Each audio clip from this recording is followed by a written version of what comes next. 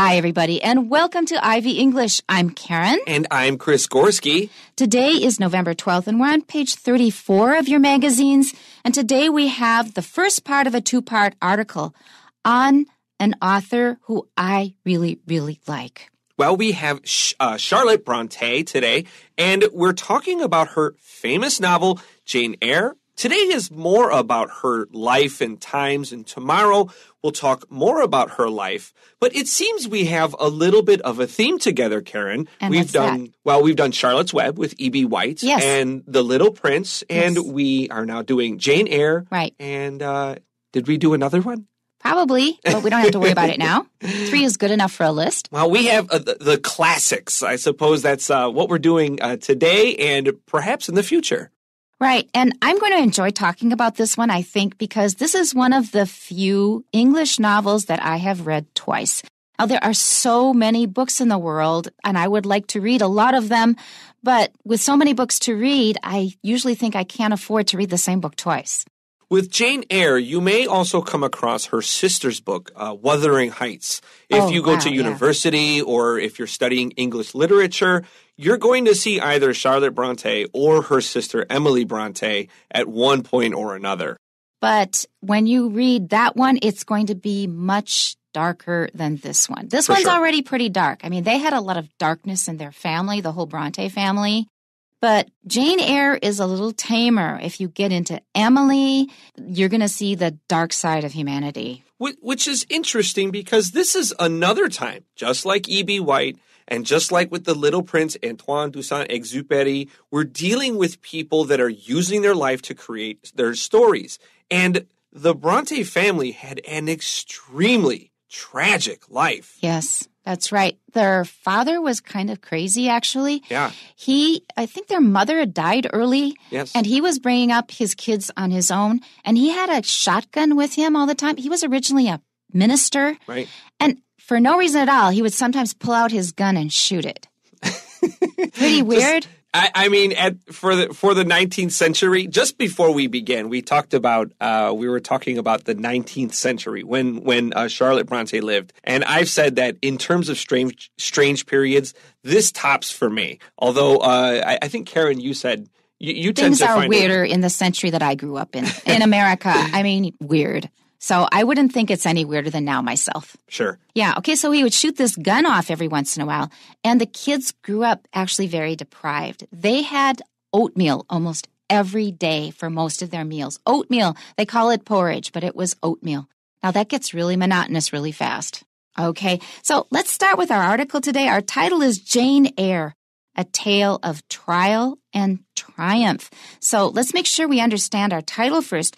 Jane Eyre, this is already kind of hard to read. It's the last name here is spelled E-Y-R-E. And if I hadn't learned it before, I would have no idea how to pronounce it. It just sounds like air, the air we breathe. So Jane Eyre. And it says a tale of trial and triumph. So tale is a story. Trial means that you are being tested by many difficult life circumstances. And if you fight against them hard, you will eventually succeed. And that is the triumph part of it. It means victory. So that is what our article is about today. Chris and I are going to read through it once and then come back and go over it line by line. First paragraph. As the author of Jane Eyre, Charlotte Bronte would have been immortalized in the annals of British literature for that accomplishment alone. However, it is the talented and tragic legacy of her and her sisters that continues to fascinate readers and scholars 160 years after her untimely death. The Bronte sisters, Charlotte, Emily, and Anne, were all novelists and poets who died young. Emily and Anne passed away within 6 months of each other from tuberculosis at age 30 and 29, respectively. 6 years later, Charlotte, the eldest, died at the age of 38 from complications arising from her pregnancy. Charlotte's upbringing was marked by similar solemn events. Soon after losing her mother, when she was 5, Charlotte was sent to boarding school with Emily and 2 older sisters. However, the dire conditions of the school proved fatal for her elder siblings. These losses would work their way into the writings of all the Brontes, along with the usual struggles the three faced as women in 19th century England. Published in 1847 under the pen name Currer Bell, Jane Eyre was an immediate success. At the time, it was considered groundbreaking for using the first-person narrative to delve into the inner thoughts and developments of its main character, Jane Eyre. In depicting Jane's early life, Charlotte Bronte drew inspiration from her own upbringing. Readers are introduced to Jane as an orphan 10-year-old living with her uncle and abusive aunt. After the death of her uncle, Jane is sent to Lowood Institution, where life proves to be even more challenging. The students are subjected to harsh punishments and poor living conditions, the latter of which results in a typhus epidemic. Eventually, conditions improve, and in time, Jane becomes a teacher at the school.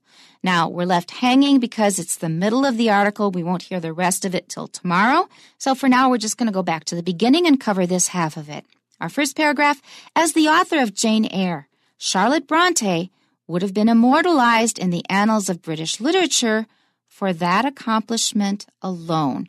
So what they're saying is, we are now identifying Charlotte Bronte. And by the way, there's two little dots over the E. That means you pronounce it as a separate syllable. Without those two dots, if we looked at the name B-R-O-N-T-E, we'd probably say Bront or Bronte or something like that. But with the little marks above the E, we know we have to pronounce it as a separate syllable, Charlotte Bronte. Now, the name of this particular diacritic, I'll mention it. You don't have to remember this, but it might be interesting for some of you. A diacritic is just a little symbol that we add to show that the pronunciation of a certain sound is changed a little bit. It's spelled D-I-A-C-R-I-T-I-C, D-I-A-C-R-I-T-I-C, a diacritic. So, for example, if you put an accent over an E, that's a diacritic. Now, here these two dots are a diacritic over the letter E. It has two special names, and they are trema, T-R-E-M-A. T-R-E-M-A, trema. Trema means that we pronounce it as a separate syllable. And there's another word that's fancy that you don't have to remember. It's called diaeresis. And diaeresis is spelled D-I-E-R-E-S-I-S. D-I-E-R-E-S-I-S, diaeresis. Some people might call it an umlaut, U-M-L-A-U-T, because you see a similar symbol in German, but it's not an umlaut. An umlaut is two longer lines. A trema is just two dots. Now, all of this may be useless, but it may stay in the back of your mind and it may be useful to you someday. So what they're saying here is that Charlotte Bronte is most famous for writing the book Jane Eyre. That's not the only thing she did and not the only thing she wrote. But if it were the only thing that she had written, that would already be enough for her to be a very famous and very admired writer. While we're talking about her name, it's probably pretty interesting to think why. So her name is Charlotte Bronte, but she's British, and Bronte doesn't feel terribly British. So what's the reason for that? Well, in the 19th century, it was important to be the right person from the right area, or people were not going to listen or care about what you have to say. Her father, Patrick, was Irish at a time when it wasn't really that great to be Irish, and so he changed his name to Bronte using a Latin ending so that people wouldn't know his background. You know, we are still dealing with that these days. Yeah. You know, people are now discriminating against different groups of people based on where they come from, what they look like, what their names are. We still have it with us now. Yeah. And it's also happened to Irish people for a long time. So this is nothing new. Okay, so that's our first sentence. Immortalized, that means something that doesn't die. So maybe you're popular for a while, like YouTubers. They get really popular for a while, but maybe next year, nobody knows who they are. But Charlotte Bronte, on the other hand, did something so impressive and so remarkable that it has lasted, and we expect it to last a long time into the future. So mortal means something or somebody who dies. Im means not, something that doesn't die. It's been immortalized, made into something that doesn't die. Annals are records of important documents. Or in this case, the collection of good literature. The annals are the records from a long time ago, the annals of British literature. So just for writing this novel, that would have been enough to keep her in this collection of things that we want to keep for everybody for the future. Next sentence. However, it is the talented and tragic legacy of her and her sisters that continues to fascinate readers and scholars 160 years after her untimely death. So we can look at the word fascinate. We know this is a verb, so don't forget our A-T-E has a long A sound. If it's a noun or adjective, we will say fascinate. But that's not a word, so please don't say it. Take out your pencil and draw the long A symbol over your A so you don't forget. You can use the word graduate and graduate as an example. Fascinate doesn't have a noun form really, but graduate means to graduate. It's a verb. A graduate is somebody who has graduated. So nouns and adjectives, it's it. Verbs, it's ate. Over scholar, the CH, write the letter K so we don't say something silly like schaller. This is a scholar. CH with a K, like my name, Chris. And someone's untimely death means they died younger than expected and usually sadly. Legacy is what you leave behind after you die. Now, I will give you a little look into the future if you're not that old yet. As you get older, you care less about starting up a whole bunch of exciting new projects. You're more interested in passing on what you have already accomplished and achieved and learned in this life. You want to pass it on to the people who come after you. You want to leave a legacy. Maybe you know the word legend. Those two words are related. And in their case, they were all very talented, and they ran into a lot of tragedy, as Chris has already mentioned. So we're still really interested in them, not just because of their wonderful writings, but also because of their interesting and tragic story. Their lives are almost too tragic to even be believed. I think if someone wrote a book of their life, you wouldn't believe it. But, I mean, it's pretty amazing to know the details of their life, which we'll learn very shortly. People died a lot more often and easily then because Western medicine hadn't really started at all back then. Absolutely. And so people did a lot of things, for example, drinking unsafe water, and a lot of diseases would spread very quickly. They didn't know how to contain them. We have actually improved medicine a lot since then. Our next sentence, the Bronte sisters, Charlotte, Emily, and Anne, were all novelists and poets who died young. We'll get more details about this. Now, Chris has already mentioned Emily, and her book, Wuthering Heights, is absolutely amazing, and just be ready for a lot of darkness, like I said. Anne is less mentioned, but she wrote a novel. I won't tell you the title. Look it up yourself on Google. I loved Anne's book. She wrote two good ones. I read both of them. They're both really great. Anne was a really excellent writer. I think she's kind of underrated. That's so funny. I was just going to mention Anne myself, but I think you covered it, and I agree. In terms of being famous, maybe Anne is the least famous of the three girls. And I would say Bromwell is altogether forgotten in terms of an author, but their brother. But he was a jerk and an alcoholic. Opium. I mean, name your vice, and he was into it. Yep, and a lot of that came out in their novels. So you'll find out a lot of this stuff is based on fact. Okay, Emily and Anne passed away within 6 months of each other from tuberculosis at age 30 and 29, respectively. So here we're starting to hear some of the tragic parts of their story.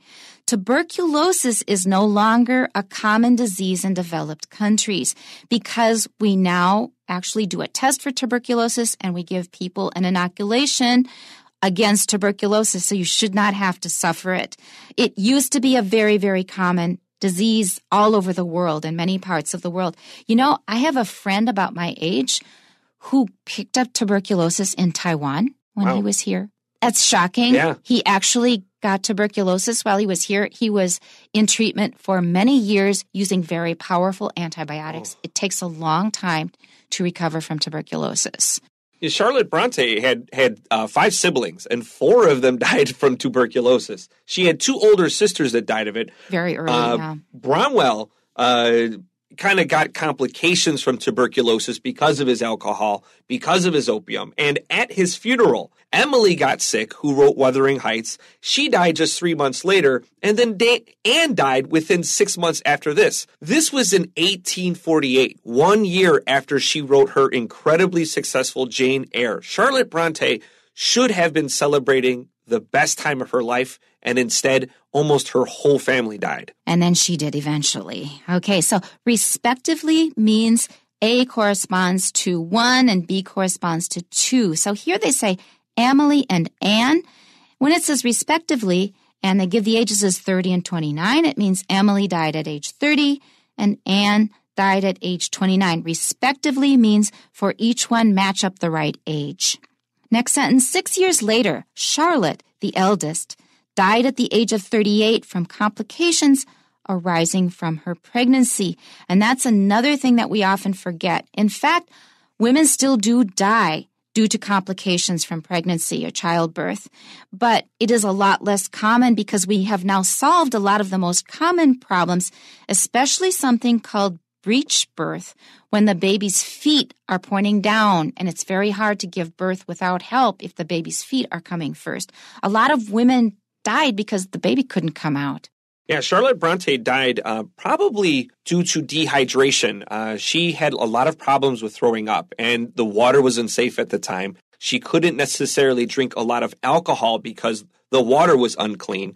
And she died, she lost her baby, and she had only been married for 9 months. Like we said, she lived an extremely tragic life. I read in one place not so long ago that actually there was a graveyard right next to their house, and their water source flowed through the graveyard, and they believe that contaminated the water.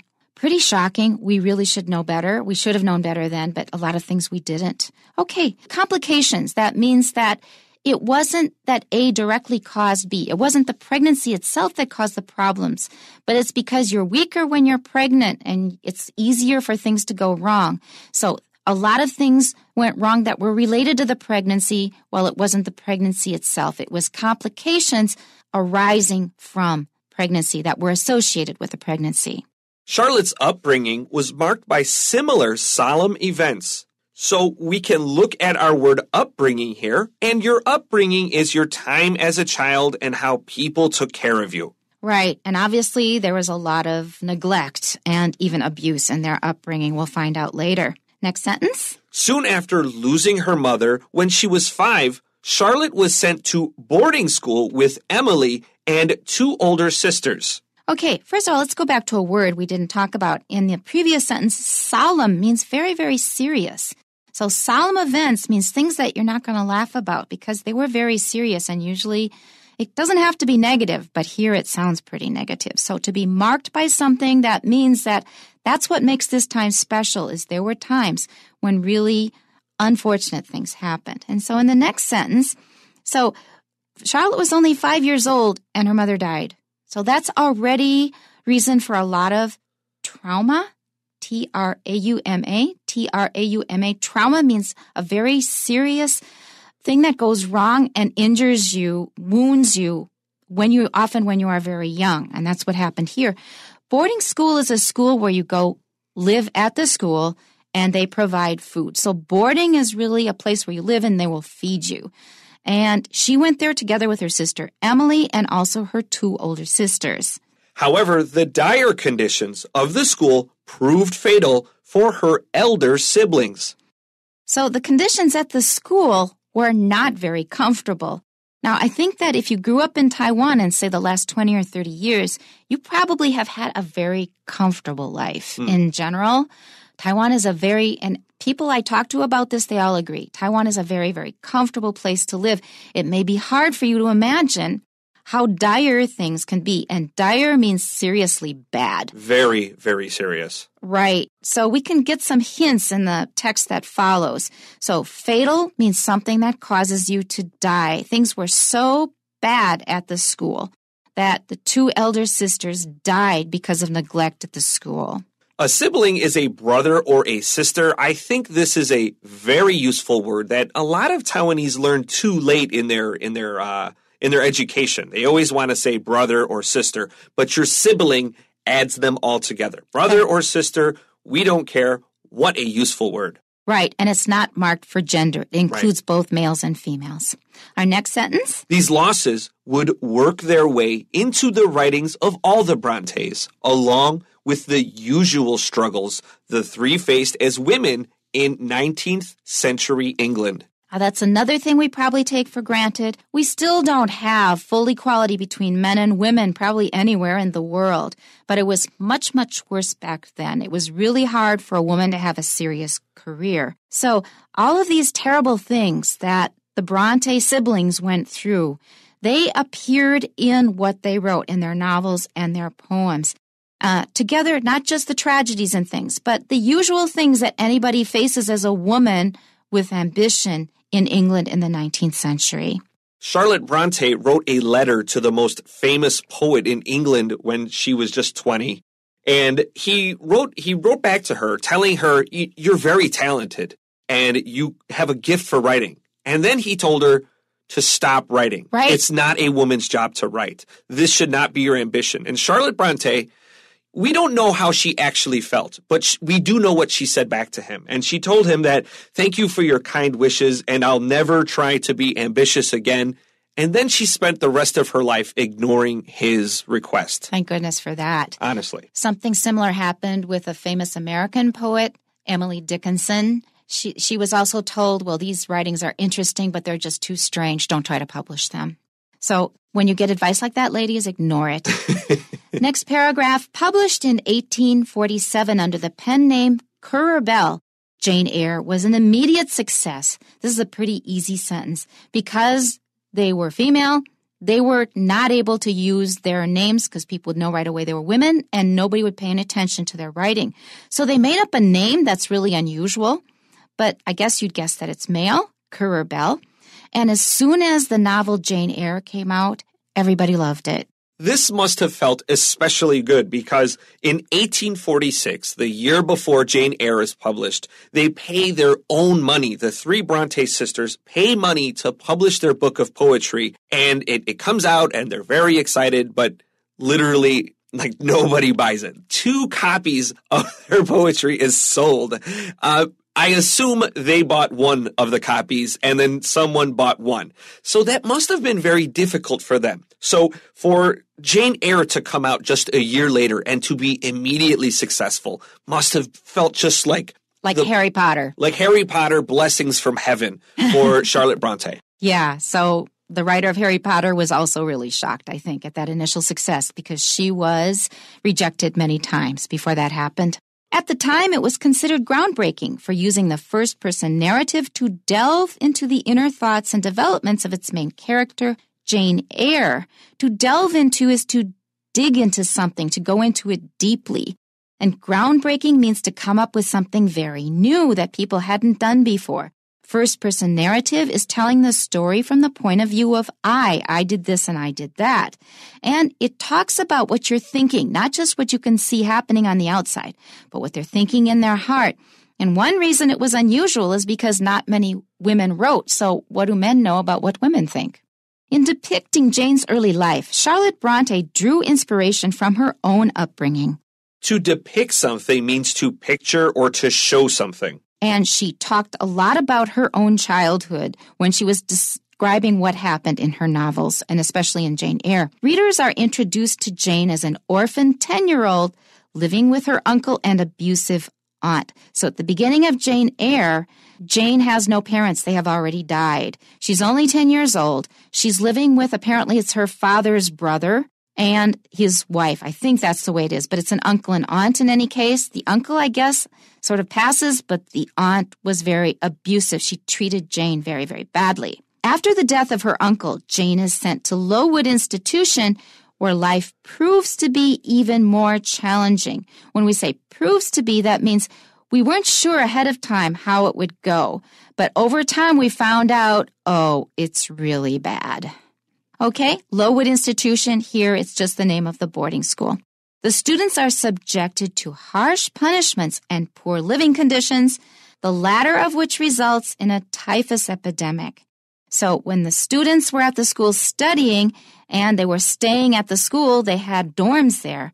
The conditions were so bad, it wasn't clean, it was probably very cold, it rained a lot, they were not given good food, and so forth and so on. For many reasons, a lot of people got sick. And when people are weak, it's easy for a disease to spread. An epidemic means a disease spreads very quickly among lots of people. And this particular disease was a very dangerous and often deadly one called typhus. When someone is subjected or people are subjected to something, it means they don't really have a choice. They have to accept this situation. The students can't tell the teachers no. They have to accept the life at their boarding school. I had that feeling as a kid because I saw that my teachers did some unreasonable things, and I thought, adults are always right. I can't say anything. Yeah. It happened to me recently. I was in an event where they played the music too loud. Even as an adult, it's hard to say, speak up and defend yourself. Huh. Yeah, I know. Last sentence for today. Eventually, conditions improve, and in time, Jane becomes a teacher at the school. So for tomorrow, we will be learning more about the novel of Jane Eyre, and we'll also learn about the stories that shape the actual novel that we're talking about currently. So make